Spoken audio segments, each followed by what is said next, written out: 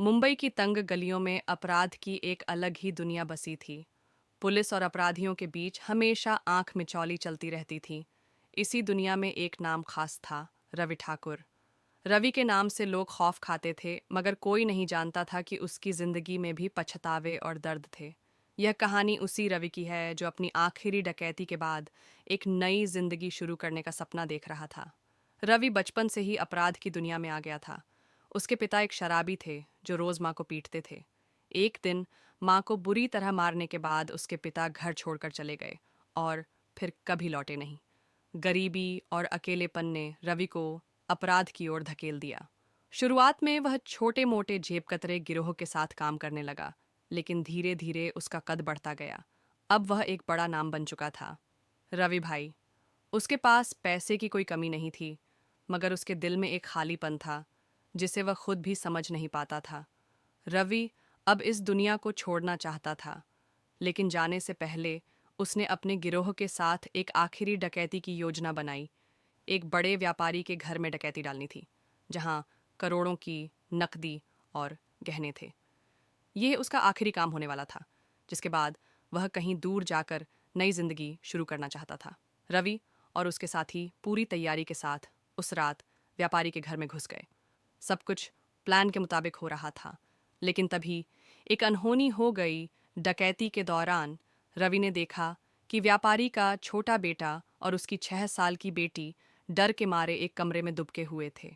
बच्ची ने रोते हुए कहा, भैया प्लीज़ हमें मत मारो, हमें बहुत डर लग रहा है। उसकी मासूम आवाज़ सुनकर रवि का दिल कांप गया। उसे अपनी माँ की याद आ गई, जिसे उसके पिता मारते थे। उसे अपने बचपन के वो दिन याद आ गए जब वह भी किसी से मदद की उम्मीद करता था। वह वहीं ठहर गया। उसके साथियों ने जल्दी करने के लिए कहा, मगर रवि कुछ सोच रहा था। कुछ पलों के बाद उसने अपने साथियों को आदेश दिया, यही तक था, अब यह काम नहीं होगा, हम जा रहे हैं। उसने वह डकैती बीच में ही छोड़ दी और व्यापारी के परिवार को कोई नुकसान पहुंचाए बिना वहां से निकल गया। उसके साथी हैरान रह गए, मगर रवि का मन बदल चुका था। डकैती छोड़ने के बाद रवि को पुलिस ने पकड़ लिया। कोर्ट में जज ने कहा, तुम्हारी फाइल देखकर लग रहा था कि तुम्हें उम्र कैद होनी चाहिए, मगर तुम्हारे आखिरी अपराध में तुमने किसी को नुकसान नहीं पहुंचाया, इसलिए मैं तुम्हें 10 साल की सज़ा देता हूँ। रवि ने सिर झुका लिया। उसे सज़ा मिल चुकी थी, मगर उसके अंदर एक संतोष था। कम से कम उसने किसी निर्दोष को नुकसान नहीं पहुंचाया था। जेल में रवि ने पढ़ाई शुरू कर दी। उसने तय किया कि जब वह बाहर निकलेगा तो अपराध की दुनिया को हमेशा के लिए छोड़ देगा।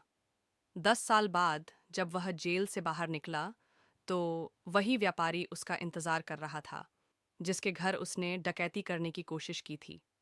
व्यापारी ने कहा, अगर तुम सच में बदलना चाहते हो तो मेरे साथ काम करो।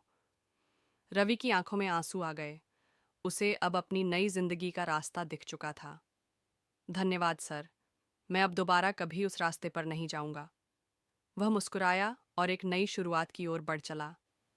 अगर ये कहानी अच्छी लगी हो तो हमारे वीडियो को लाइक करें और चैनल को सब्सक्राइब ज़रूर करें। तो दोस्तों, हम लोगों को इस कहानी से यह सीख मिलती है कि कोई भी इंसान बुरा नहीं होता, बस हालात उसे गलत रास्ते पर ले जाते हैं। मगर हर किसी को बदलाव का एक मौका ज़रूर मिलता है।